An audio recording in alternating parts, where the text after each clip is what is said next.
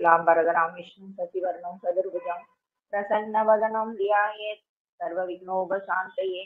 ओं नमः शिवाय परमेश्वराय सतिशेखराय नमः। ओं भवाय गुणसम्भवाय शिवताण्डवाय नमः।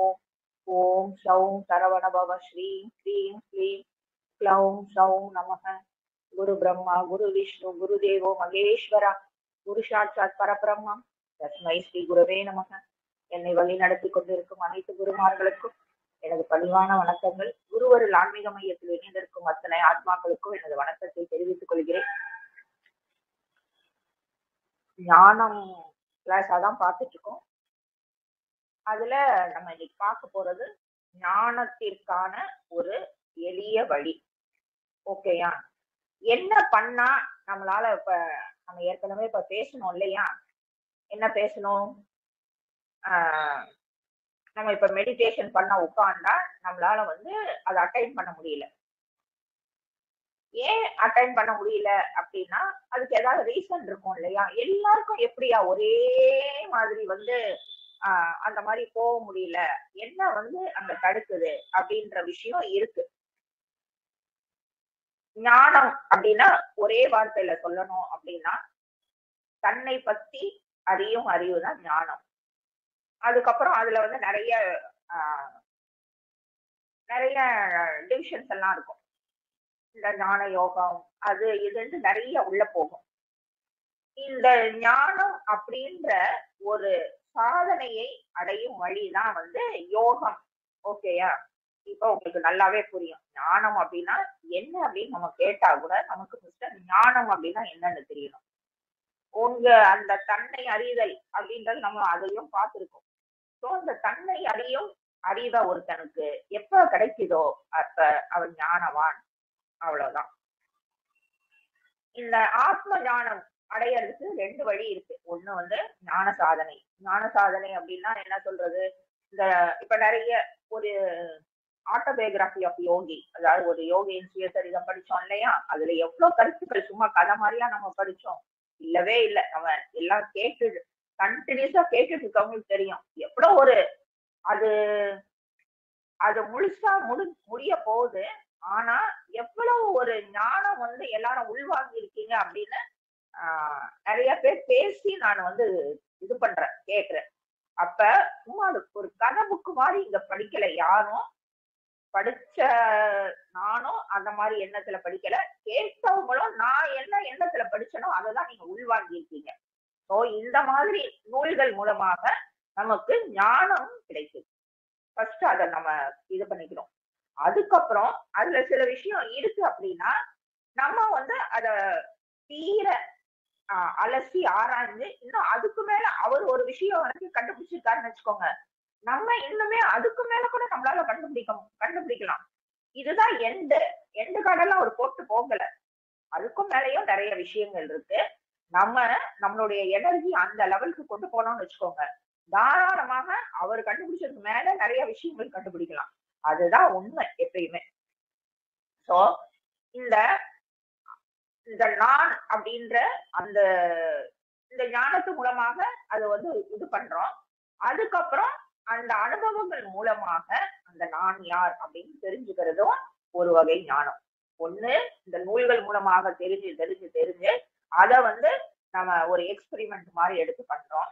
அதுக்கப்புறம் என்னத்துக்கு வர்றோம் போறோம், என்ன எல்லாருமே நல்லா இருக்காங்க, திடீர்னு மரணிச்சிடுறாங்க, என்ன கணக்குல இந்த பிரபஞ்சம் இயங்குது, என்ன ஏன் நான் மூச்சு விடல ஆனா மூச்சு தானா இயங்குது, என்ன இதுக்கெல்லாம் என்ன மூல காரணம், இப்படி எல்லாம் யோசிக்க தோணும். இது எல்லாமே ஞானத்தோட வெளிப்பாடுதான்.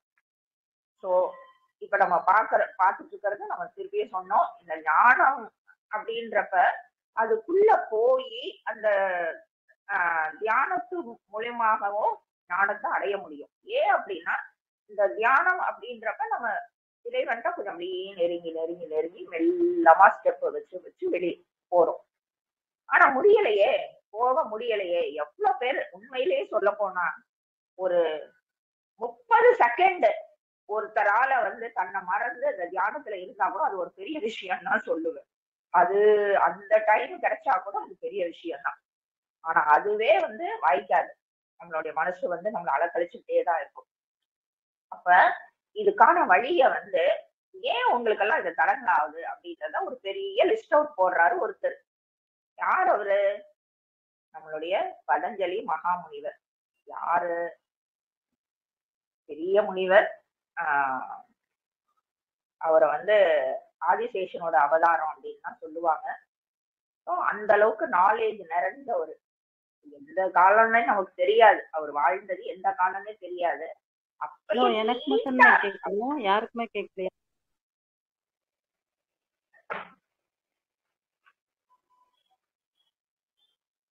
லிஸ்ட் அவுட் போட்டிருக்காரு.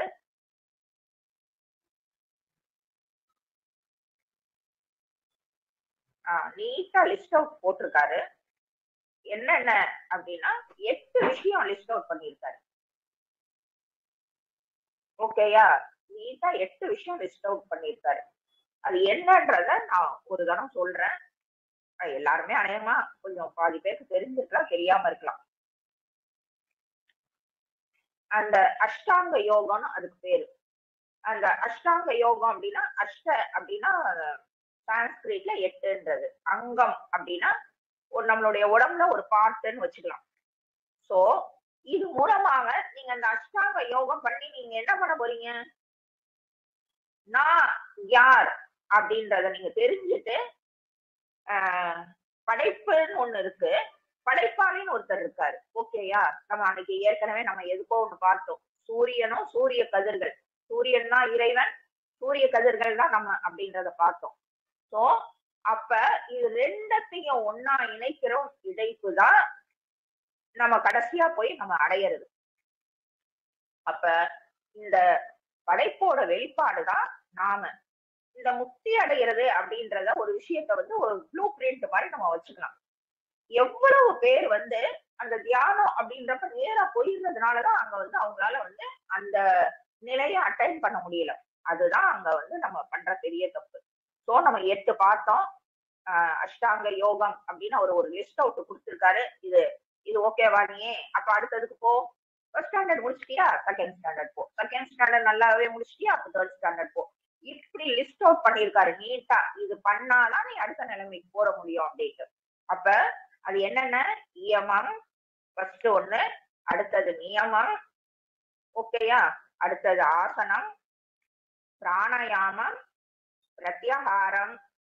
பிரத்யாகாரம் வந்து 5th, 6th தாரணை, 7th ஒண்ணு தியானம், 8th சமாதி.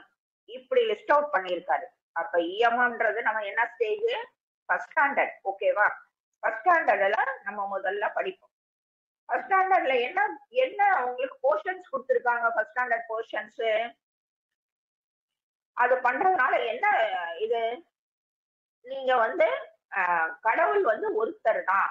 அந்த ஏக்கம் அப்படின்றதுதான் இறைவன். அந்த இறைவன்றது ஒருத்தர் தான். நீங்க எங்க தேடினீங்கன்னாலும் அவர் ஒருத்தர் தான். அதுதான் வந்து உண்மை. அந்த நிலையை நீங்க வந்து புரிஞ்சுக்கிறது தான் இந்த இதுக்கான இதெல்லாம் ஏன் பண்றோம் அப்படின்னாலே அதுக்காக தான். சரி, அதுக்கும் வந்து நிறைய விஷயங்கள் இருக்கு. இயமம் அப்படின்னா என்ன அப்படின்னா, எது நீங்க செய்யக்கூடாது. ஃபர்ஸ்ட் அவர் சொல்ற லிஸ்டே இந்த இயமத்துல நீங்க இது செய்யக்கூடாது, இது நீங்க செய்யக்கூடாது அப்படின்னு பெரிய அதுக்கு ஒரு லிஸ்ட் அவுட் கொடுக்குறாரு. என்ன? அதுல ஒண்ணுதான் அகிம்சை.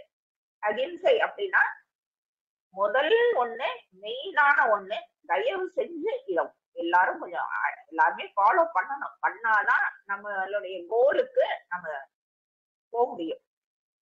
மனதாலும் சொல்லாலும் செயலாலும் அடுத்தவங்களுக்கு கஷ்டத்தை கொடுக்க கூடாது. நீங்க போய் தான் ஒருத்தவங்களை அடிக்கணும் இல்ல, அவனுக்கு வர்ற கோபத்துக்கு மூஞ்சிலையும் மனசுல நினைச்சீங்கன்னாலும் ஃபெயில் தான். 7ஆம் கிளாஸ் ஃபெயில், அந்த கணக்கு தான். அந்த மாதிரி அடுத்தவங்களுக்கு நம்மளுடைய மனதாலும் சொல்லாலும் செயலாலும், செயலால அப்படின்றதெல்லாம் ஓகே, மனதால கூட அடுத்தவங்களுக்கு ஒரு கஷ்டத்தையோ துன்பத்தையோ நம்மளுடைய மனதால கூட நினைக்க கூடாது. அதுதான், அதுக்கு பேருதான் அகிம்சை. நான் வந்து அவன் என்ன பண்ணாலும் நான் அடிக்க மாட்டேன். அப்பனா நான் வந்து அகிம்சைய ஃபாலோ பண்றேன்னு அர்த்தம் கிடையாது. மனதாலையும் அந்த மாதிரி ஒரு இம்சை கொடுக்கக்கூடிய விஷயத்தை நான் செய்ய மாட்டேன். இம்சைக்கு ஆப்போசிட் வேர்டு தான் அகிம்சை. ஸோ இது மாதிரி நான் செய்ய மாட்டேன்றத ஸ்ட்ராங்கா எடுக்கணும். இது வந்து ஃபர்ஸ்ட் ஒன். எக்ஸாம்பிளுக்கு நம்ம இப்போ எல்லாமே உயிர் தான். நீங்க கொசு, கரப்பாம்பூச்சி எல்லாமே ஒரு உயிர் தான். நீங்க அப்ப அது வருது, நம்ம அடிச்சு கொள்ளுவோம் அப்படின்றது நமக்கு வருது. ஆனா முடிஞ்ச வரைக்கும் அது வராம நம்ம நெட்டு போடுறதோ இந்த மாதிரி இல்ல, வேற என்ன விஷயமோ அத நீங்க டைரக்டா அதை அடிச்சு கொள்ளணும் அப்படின்றத விட வேற நம்ம அதை எப்படி சேஃப்கார்ட் பண்ணிக்கணும் அப்படின்றது முக்கியம். சோ எந்த உயிர்களுக்கும் மனதாலும் உடலாலும் செயலாலும் நம்ம தீங்கு கொடுக்க கூடாது. அடுத்தது, அப்ப என்ன நடக்கும் அதுக்கான முடிவுல நீங்க வந்து அந்த இறையோட அந்த இணையும் அந்த தூரம் நம்ம ஸ்டார்டிங்லயே பார்த்தோம் இல்லையா, ஒண்ணு நமக்கும் அந்த இறைக்கும் அந்த ஒரு குறிப்பிட்ட தூரத்திலேயே இருக்கும். அதனாலதான் நம்மளால தியானத்துல உட்கார்றப்ப அந்த அட்டைன் பண்ண முடியல. அப்ப அந்த இடைவெளி கம்மியாயிட்டே இருக்கும். அடுத்தது சத்தியம். சத்தியம்னா என்னன்னு தெரியும் எல்லாருக்குமே. பொய் பேசாமல். யாருக்கிட்ட பொய் பேசாம இருக்கிறது? நம்ம கிட்ட முதல்ல. நம்மளே நம்மள வந்து நம்ம பெரிய இவங்கள மாதிரி நம்மள நினைச்சுக்கோம் இல்லையா? நான் வந்து அப்படியே சத்தியமா நான் பொய் பேச மாட்டேன். ஆனா அதுவே ஒரு பெரிய பொய்யா தான் இருக்கும். நம்ம இது மாதிரி நிறைய நமக்கே நாம வந்து நம்ம இப்படிதான் அப்படின்ற ஒரு மாதிரி அவுட்லைன் வச்சுட்டு நம்ம அதுக்குள்ளதான் நான் என்ன மாதிரி ஆளையே கிடையாது அப்படின்ற மாதிரி அதுவே ஒரு பெரிய பொய். சோ நம்ம யாருன்றத நம்ம ஃபர்ஸ்ட் கரெக்டா வந்து நம்ம ஜட்ஜ் பண்ணணும். அது நமக்கே நம்ம பொய் சொல்லாம நான்லாம் யாருக்கிட்டையும் இப்படி கூட நான் பேசினது கிடையாது, அப்படி கூட நான் பண்ணது கிடையாது, அதுவே வந்து ஒரு பெரிய பொய்யா இருக்கும். அந்த மாதிரி இல்லாம நம்ம யாரு, ஓகே நம்ம இந்த தப்பு பண்றோம் அப்படின்னு நம்மளே நம்மள டிஃபைன் பண்ணீங்கன்னாதான் நம்ம அந்த தப்பு பண்ணாம இருக்க முடியும். ஒண்ணு. அதுக்கப்புறம் அடுத்தவங்ககிட்ட பொய் பேசாம இருக்கிறது. முடிஞ்ச வரைக்கும் 99% 100% தவிர்க்க முடியாது. ஆனா 99% எல்லாராலையும் பொய் பேசாம தவிர்க்க முடியும். ஆனா இதுக்கும் ஒரு டெஃபினிஷன் அவர் சொல்றாரு. யாரு? அவர் பதஞ்சலி முனிவர் என்ன சொல்றாரு அப்படின்னா, பொய் பேசுறது அப்படின்றது ஒரு தர்மத்தின்படி நீ சொல்ற பொய் இருக்கணும். ஓகேவா? இப்ப நம்ம வீட்லயே வந்து கதவு அப்பதான் திறந்துட்டு போறோம். யாரோ ஒருத்த வந்து ஓடி வந்து ஒளிஞ்சுக்கிறான். பின்னாடி என்ன விரட்டிட்டு வர்றாங்க, என்ன வந்து கொல்றதுக்கு வர்றாங்க அப்படின்ட்டு இது பண்றப்ப நம்ம என்ன பண்றோம்? அந்த இடத்துல நான் பொய் பேச மாட்டேன். இவன் விரட்டிட்டு வர்றவங்க பின்னாடி வர்றான் கொஞ்ச நேரத்துல, இங்க ஒருத்தன் வந்தானா அப்படின்றப்ப நம்ம காமிச்சு கொடுப்பாங்கன்னா பொய் பேசாம அங்க இருக்கணுமா, இல்ல தர்மத்தின்படி அவனை காப்பாத்துறதுக்கு பொய் பேசணுமா? தர்மத்தின்படி நம்ம அங்க ஒரு உயிரை காப்பாத்துறதுக்கு அது வந்து பொய்யே அப்படின்ற கணக்குல வராது. அதுதான் அந்த தர்மத்தின்படி நடக்கிறது தான் அங்க அந்த அது அந்த கேட்டகரியில நீங்க ஏதாவது ஒரு பொய் சொன்னாலும் அது பொய் கிடையாது. இதேதான் இந்த கான்செப்ட தான் திருவள்ளுவர் சொல்லியிருப்பார். அதுக்கப்புறம் அஸ்தயம் அப்படின்னா திருடாம இருக்கிறது. திருடாமனா நம்ம யாரு எத்தனை பேர் போய் நம்ம போய் பக்கத்துல திருடுறதோ இல்ல எங்கேயோ போய் திருடுறோமா அப்படி அந்த திருடன் வேற வச்சுக்குவோம். நாம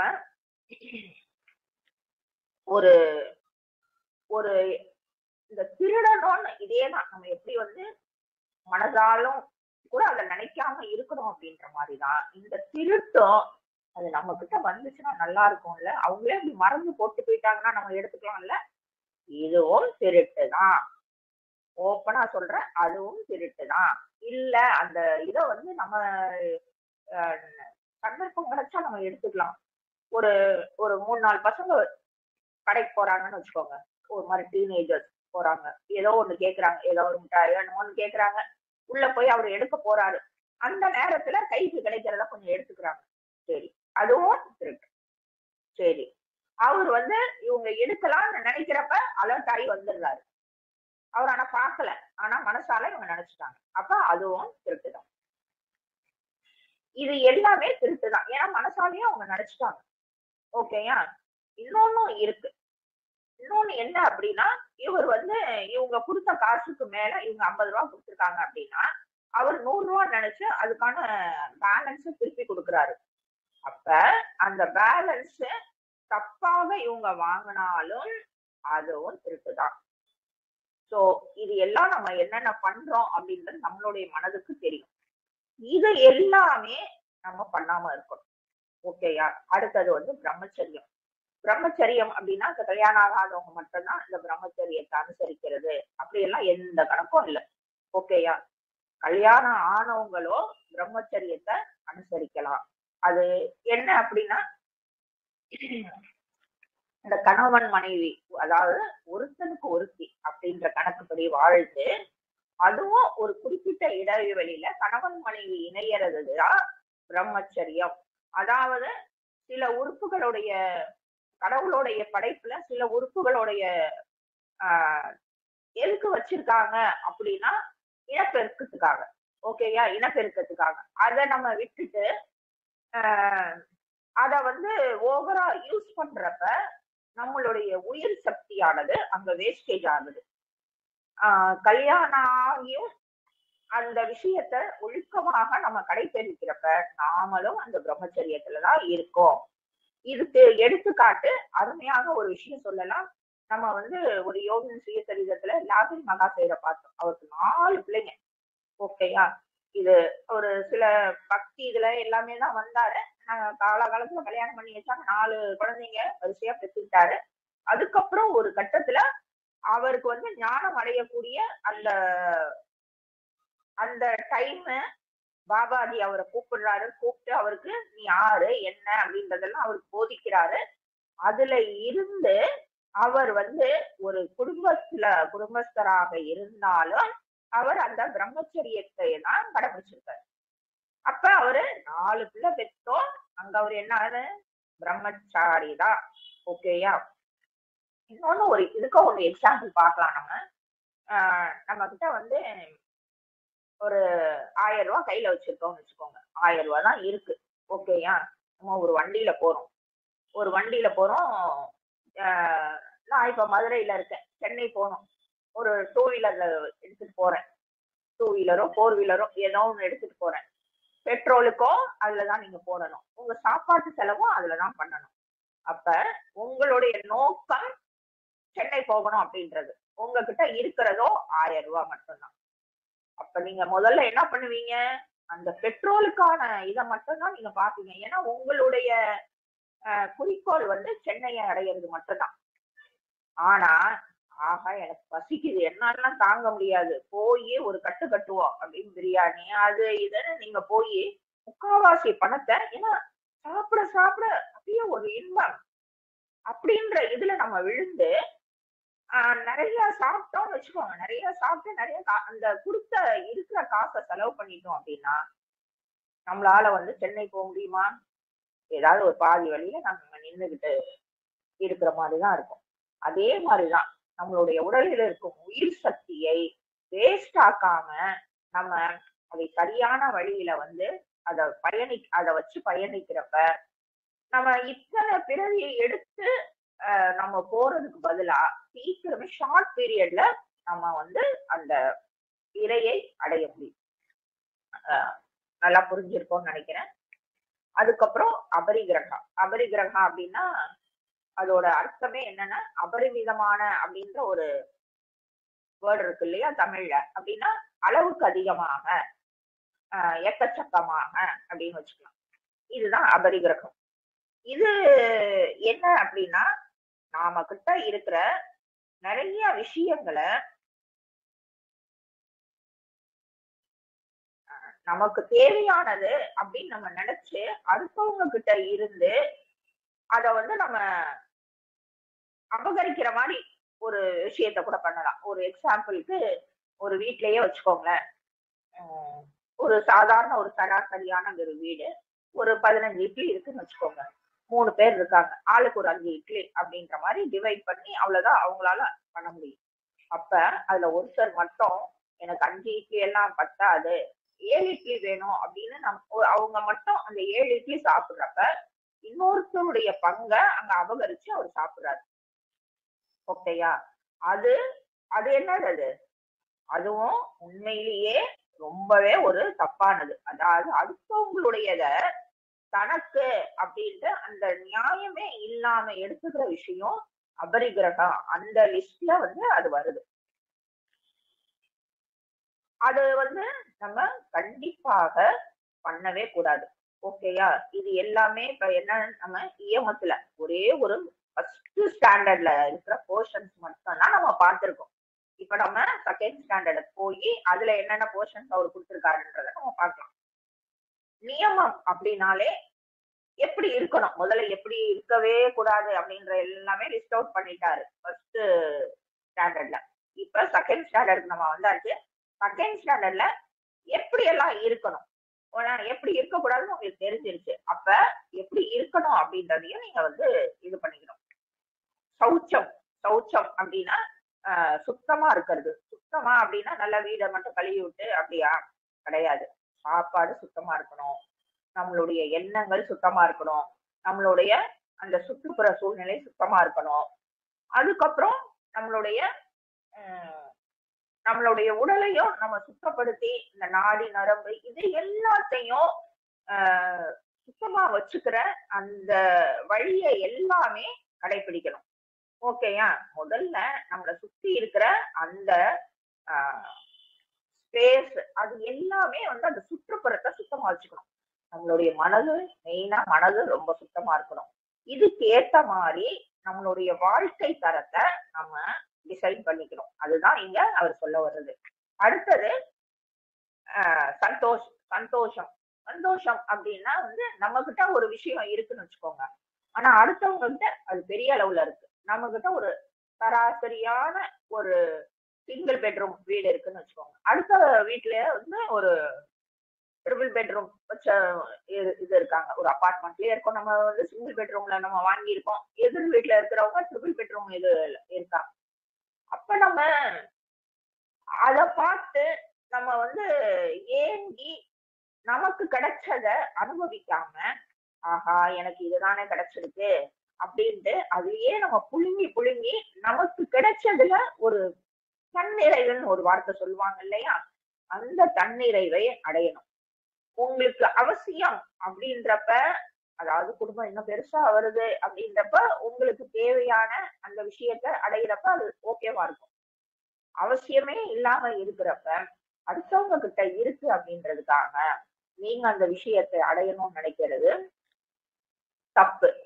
அப்ப உங்களுடைய இதுல நீங்க சந்தோஷமாக இல்ல அப்படின்றதுதான் அங்க உறுதியாகுது. அத பண்ணக்கூடாது. இது எல்லாமே செகண்ட் ஸ்டாண்டர்ட் பாடம். அதுக்கப்புறம் தபஸ். தபஸ் அப்படின்னா தவம். ஓகேயா? அந்த தவம் அப்படின்றத இங்க அவர் என்ன குறிப்பிடுறாரு அப்படின்னா, நமக்குள்ள ஒரு ஃபயர்னு ஒண்ணு சொல்லுவாங்க இங்கிலீஷ்ல. ஃபயர் அப்படின்னா ஒரு விஷயத்த நம்ம அடையிற வரைக்கும் நமக்குள்ள அந்த ஒரு நெருப்பு பொறி எரிஞ்சுக்கிட்டே இருக்கும். அத அடையிற வரைக்கும் அது அடங்கவே அடங்காது.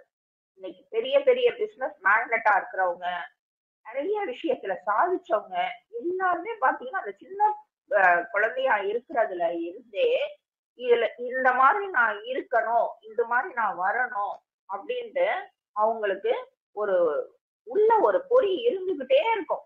அது அணையவே அணையாது. அந்த நிலையை அவங்க அடைஞ்சதுக்கு அப்புறம் தான் அந்த பொறியானது அணைக்கப்படும். இது நிறைய நம்ம மூவில எல்லாம் நம்ம பார்த்திருப்போம். உண்மையிலேயே அந்த சின்ன பிள்ளையா இருக்கிறப்பயும் அவன் இப்படிதான் வளரணும்னு அவன் உள்ள வச்சுட்டே இருப்பான். பெரிய பிசினஸ் மேன் ஆவான், பெரிய அவனாவான், பெரிய இவனாவான்.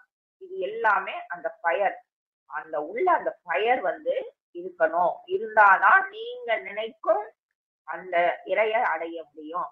அத எப்பயாவது வேணும்ன்றப்ப மட்டும், இந்த தியானத்துல உட்கார்றப்ப மட்டும் அவரு எங்கேயோ இருந்தாரு, எங்கட போனாரு அவரு அப்படின்னு நம்ம அந்த நேரத்துல மட்டும் நம்ம இறைவனை தேடிக்கிட்டு அந்த நேரத்துல எல்லாம் நம்ம இந்த லௌகீக வாழ்க்கையில ஜாலியா இருந்துகிட்டு கண்டிப்பா அந்த டிஸ்டன்ஸ் அப்படியேதான் இருக்கும். அடுத்தது சுவாத்தியாயா.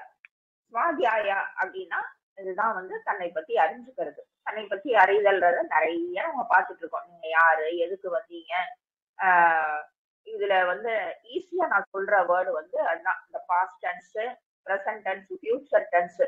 நம்ம பாஸ்டாவோ ஒரு லைஃப் வாழ்ந்துருக்கோம், இப்ப ப்ரெசண்டா ஒரு லைஃப் வாழ்ந்துட்டு இருக்கோம், ஃபியூச்சர்லயே நம்ம வாழ போறோம். ஓகேயா? இந்த உடலோட இல்ல, இந்த சட்டையை கழட்டி போட்டு வேற கலர் சட்டை போட போறோம், அவ்வளவுதான். இந்த முகத்துல இருக்க இந்த மாஸ்க கழட்டி போட்டு வேற மாஸ்க் போடுவோம், அவ்வளவுதான். வித்தியாசம் பெருசா ஒண்ணும் இல்ல. உள்ள இருக்கிற ஐட்டம் அதே ஐட்டம் தான், வெளியே இருக்கிற டப்பா மட்டும்தான் உங்களுக்கு மாற்றப்படும். அப்ப நீங்க எதுக்கு வந்து இப்படி வேற வேற சட்டையா போடுறீங்க, என்ன விஷயத்துக்கு அப்படின்றத நீங்க தெரிஞ்சுக்கணும் இல்லையா? அது தெரிஞ்சுக்கிட்டாதான் அந்த கோர்வையா. இப்ப நம்ம படிப்பு படிக்கிறாங்க, எல்லாரும் ஒரே மாதிரி படிக்கிறாங்க, பேசிக் மட்டும் தான் 10th 12th வரைக்கும் தான் பேசிக் மட்டும் தான் ஒரே படிப்பா இருக்கும். அதுக்கப்புறம் ஒவ்வொருத்தவங்க டாக்டர் ஆகுறாங்க, ஒவ்வொருத்தவங்க +2 நின்னுடுறாங்க. அதுக்கப்புறம் சில பேர் வந்து ஐடி ஃபீல்டுக்குள்ள போறாங்க, சில பேர் இன்ஜினியர் ஆகுறாங்க. இன்னும் எவ்வளவோ படிப்புகள் இருக்கு, ஏரோநாட்டிக்கு அது இது எக்கச்சக்க படிப்பு இருக்கு. அப்ப அவங்களுக்கான விஷயத்த அவங்க என்ன பண்றாங்க, தேர்ந்தெடுத்துக்கிறாங்க. ஓகேயா? அதுதான். அப்ப அந்த தன்மை பத்தி எதுக்கு இந்த பிறவி வந்தோம், நான் வந்து இதாதான் ஆகணும் அப்படின்னா அதுக்கேற்ற மாதிரி நம்ம டிசைன் பண்ணி நம்மளுடைய உள்ள போய் நம்ம பார்க்கணும். அதுதான் அந்த சுவாத்தியாயா அப்படின்றது. அதுதான் வந்து ரமணனும் சொல்லியிருப்பார், ஊமை, நான் யார், நான் யார். அந்த விஷயத்த போட்டு கொட்டஞ்சு ஆராயணும்.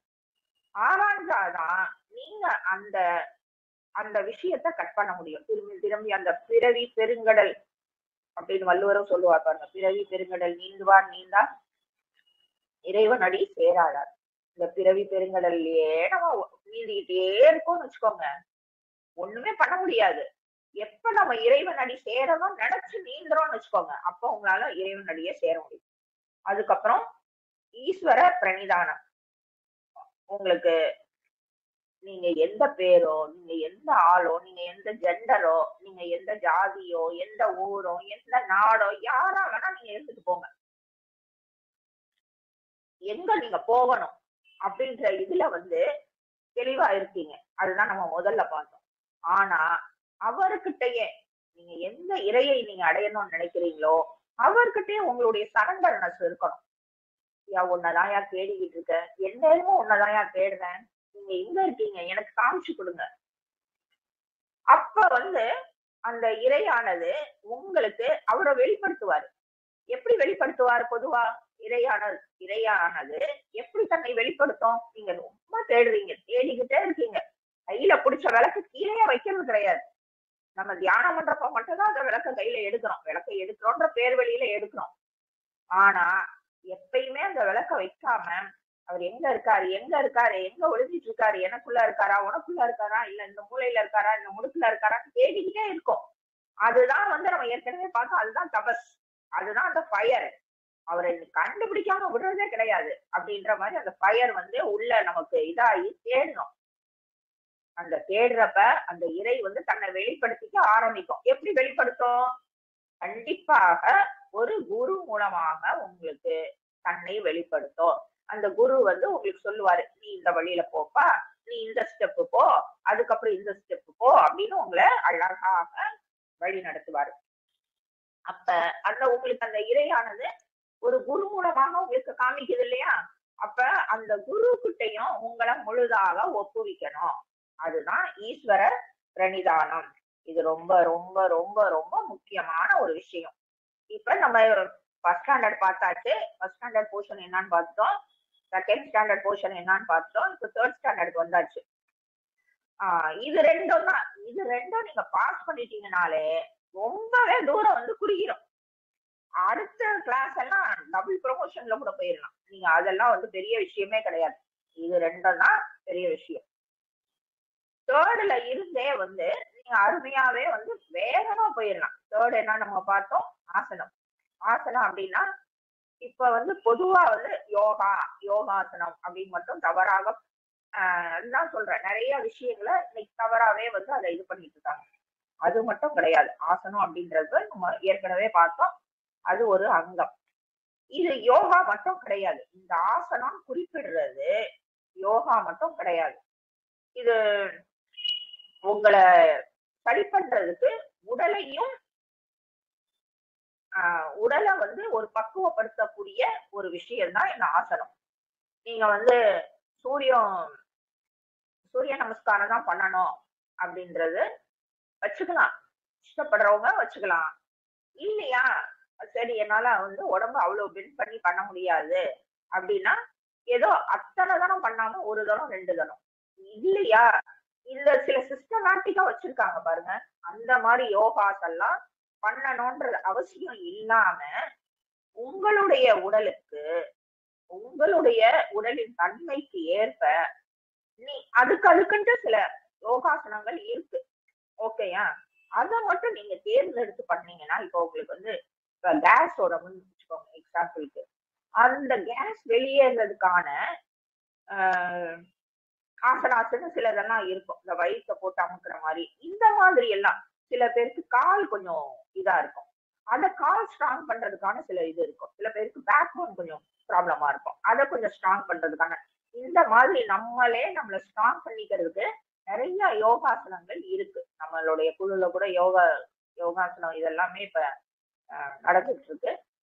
அந்த மாதிரி செலக்டட் இத வந்து நம்ம அழகா அதை நம்ம பண்றப்ப நம்மளுடைய உடல் என்னாவது அடுத்த ஸ்டெப்புக்கு போறதுக்கு அங்க தயாராகுது.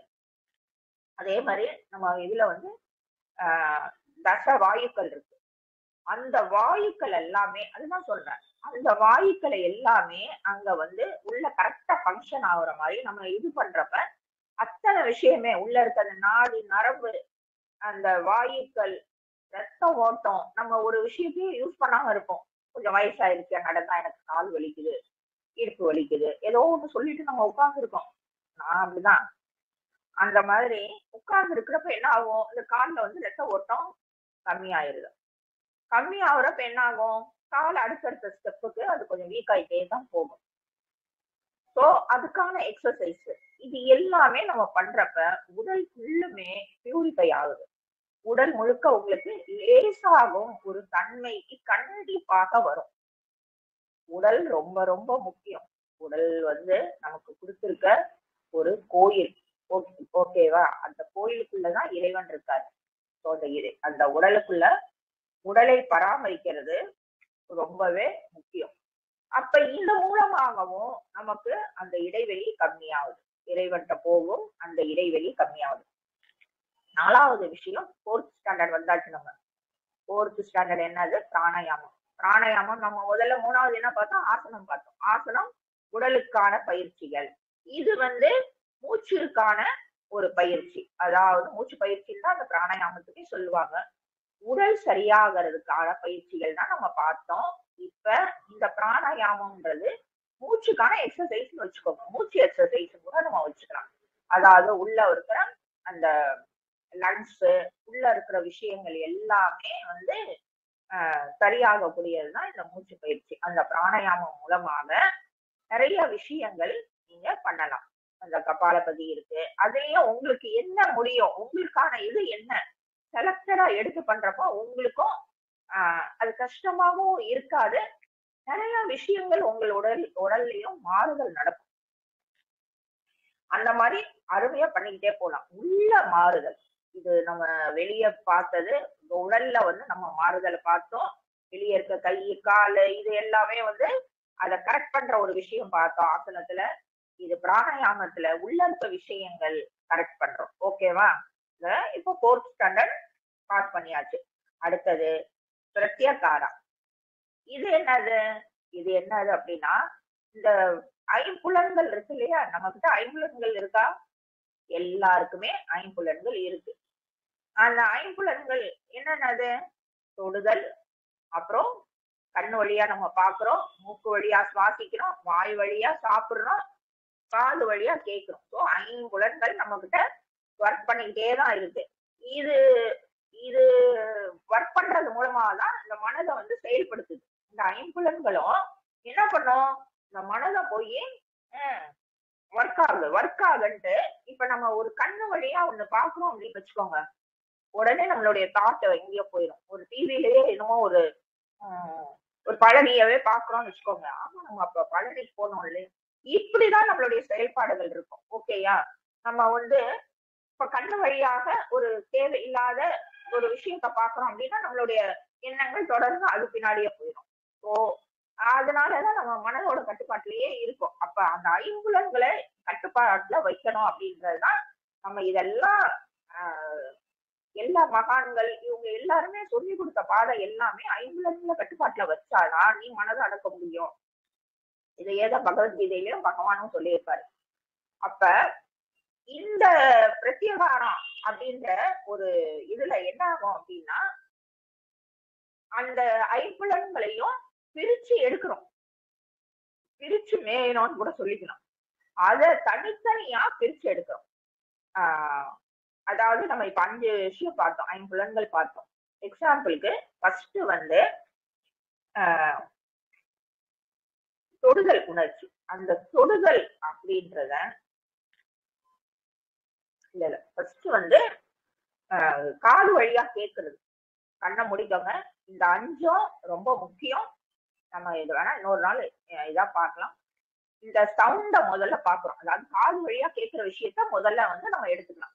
இந்த காது வழியா நீங்க கேட்கிறப்ப என்ன ஆகும் அப்படின்னா, கண்ணை முடிக்கிறீங்க, உங்களை சுத்தி கண்ணு கண்டிப்பா திறக்கக்கூடாது, கண்ணை நல்லா இறுக்கமா முடிக்கிறீங்க. இப்போ ஒரு நாயே கத்துது அப்படின்னா உங்களுக்கு அந்த நாயோட உருவம் வரக்கூடாது.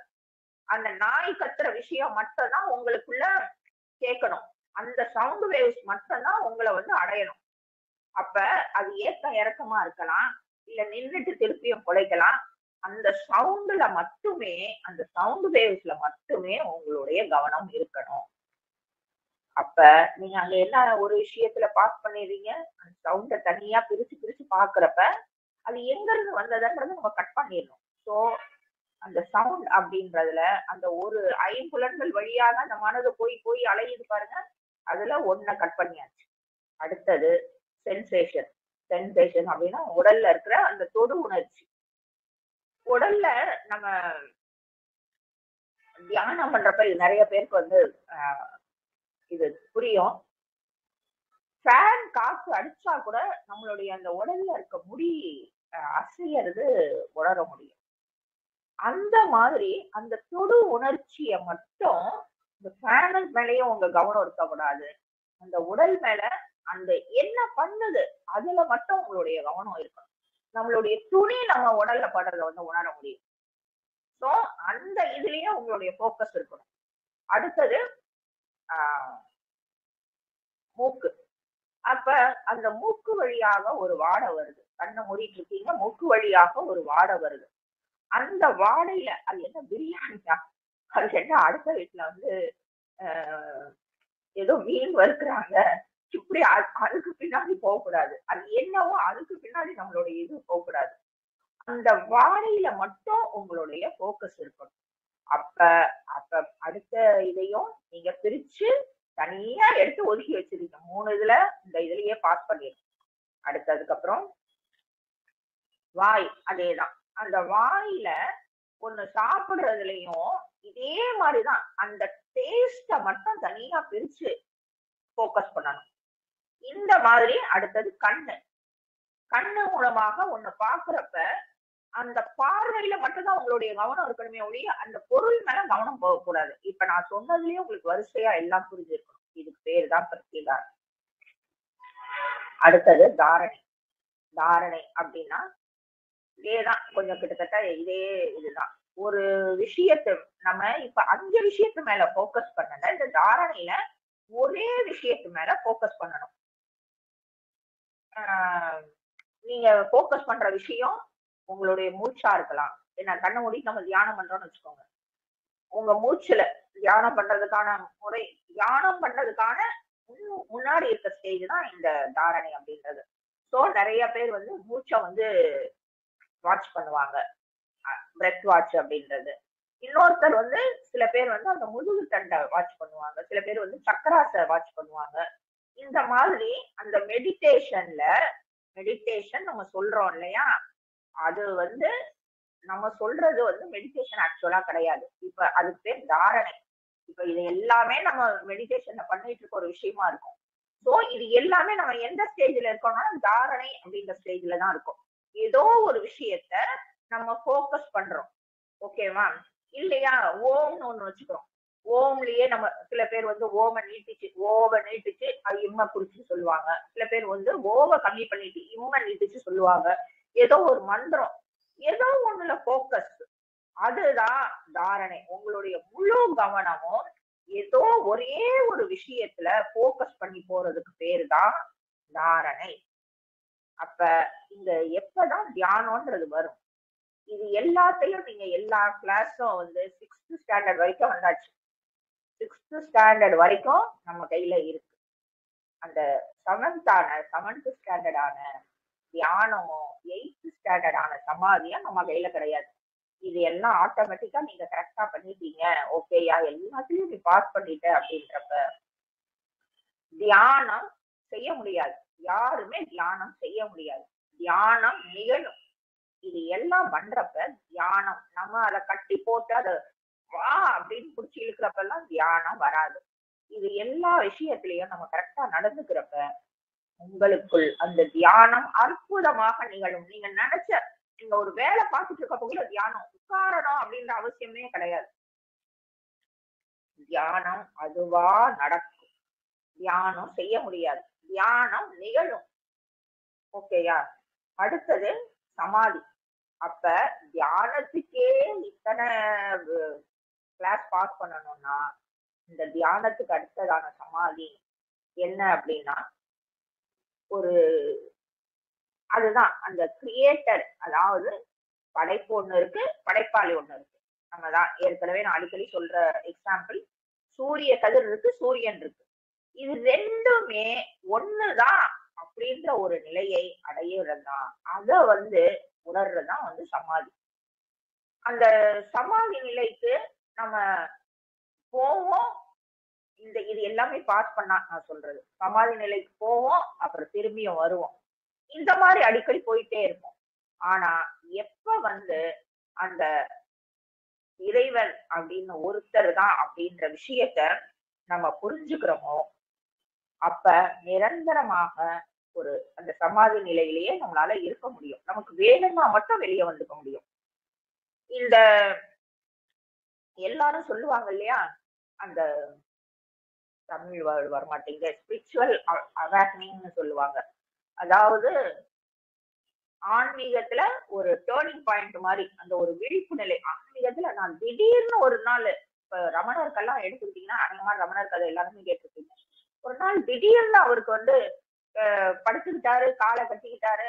நான் செத்ததுக்கு அப்புறம் அங்க வந்து அவருடைய அந்த ஸ்பிரிச்சுவல் அவேக்னிங் அப்படின்ற ஒரு விஷயம் நடந்துச்சு. எல்லாருக்குமே அந்த ஒரு விஷயம் நடக்கும். அது வந்து அதுதான் அந்த முதல்ல நீங்க எப்ப வந்து அந்த சமாதி நிலைக்கு போறீங்களோ அப்பதான் அதுதான் ஸ்டார்டிங்கே.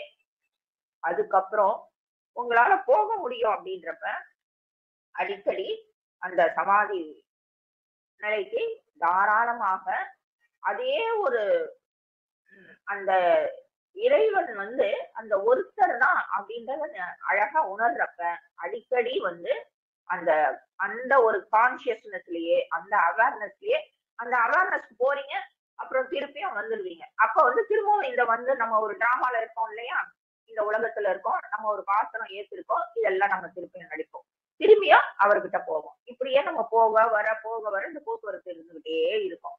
அப்ப ஜீவ சமாதினா என்ன அப்படின்னா, அதாவது அந்த தன்னுடைய உயிரை வந்து நான் வந்து இந்த உடலை விட்டு இந்த உயிரை விடுறேன் அப்படின்னு முழு கான்சியஸோட முழு அவேர்னஸோட விடுறதுதான் அந்த ஜீவ சமாதி அப்படின்றது. ஸோ இந்த ஒரு சமாதி நிலைக்கு போயிட்டா அவங்க வந்து அப்படியே அந்த பிரபஞ்சத்தோட டோட்டலா கனெக்ட் ஆயிடுறாங்க. அப்ப கனெக்ட் ஆகுறப்ப உங்களுக்கு நீங்க என்னென்ன ஆசைப்பட்டீங்களோ அது எல்லாமே அங்க பிரபஞ்சம் நிறைவேற்றி கொடுத்துரும். நம்ம இதையே தான் ஒரு யோகி சுயசரிதத்துல பார்த்தோம். இந்த லாகிரி மகாசயர் ஒரு பெரிய தங்கத்தாலான ஒரு அரண்மனை வேணும்னு அவர் எப்பயோ எந்த பிறவியில அவர் ஆசைப்பட்டாரோ தெரியாது. அங்க அந்த ஆசையை கற்பனம்ன்றதுக்காக ஒரு நாள் இரவு ஒரு தங்க அரண்மனையை அவர் நிர்மாணிச்சு அங்க உள்ள வெள்ளியும் உள்ள வைரமோ வைடூரியமோ கொண்ட அத்தனையும் இது பண்ணி அவருடைய ஆசையை நிறைவேற்றி வச்சாரு. யாரு? பாபாஜி. நம்ம இதெல்லாமே படிச்சுட்டு தான் வந்திருக்கோம். சோ இந்த மாதிரி உங்களுடைய ஆசைகள் நிறைவேற்றப்படும். அப்ப தப்பான வழிக்கு நம்ம போயிட்டோம் அப்படின்னா தப்பான வழிக்கு போக முடியாது. அங்க வந்து உங்களுக்கு பிரபஞ்சம் வந்து உங்களுக்கு கூடயேதான் வந்து நம்ம இறைவன்கிட்ட நல்லா க்ளோஸா வந்துட்டோம் இல்லையா, அதுக்கு மேல நம்மளாலே அந்த அந்த நிலைக்கு வந்துடுறப்ப தப்பான வழிக்கு போக முடியாது. அப்ப உங்களுக்கு நிறைய காசு மேல முதல்ல ஆசை இருந்திருக்கலாம். அப்போ உங்களுக்கு காசு வந்து கொட்டும். ஆனா உங்களுக்கு அந்த காசு மேல ஆசை வராது. உங்களுக்கு வேற ஏதாவது ஒரு விஷயத்து மேல ஆசை இருந்திருக்கும். ஆனா அந்த நிலைக்கு நீங்க போகிறப்ப அது எல்லாம் வரும். ஆனா உங்களுக்கு ஆசை விட்டுரும். இதுக்கா போய் ஆசைப்பட்டோம் அப்படின்ற மாதிரிதான். இவ்வளவு ஒரு பேரானந்தம் கிடைக்கிறப்ப இந்த இந்த சிற்றின்பத்துக்கான மாதிரி இதுக்கெல்லாம் ஆசைப்பட்டிருக்கோம் அப்படின்ற மாதிரி நம்மளே வந்து வேண்டாம் வேண்டாம் அப்படின்னு நம்மளே நமக்கு முடிவு பண்ணிடும். சோ இப்ப எல்லாருக்குமே புரிஞ்சிருக்கோம். தியானம் முழுதாக நமக்குள் நிகழணும் அப்படின்னா நாம என்னென்ன பண்ணணும் என்னென்ன பண்ணக்கூடாது அப்படின்னு நம்மளா நமக்கு டிக் பண்ணிட்டு அதை சரி பண்ணிக்கலாம். வாழ்க வளமுடன்.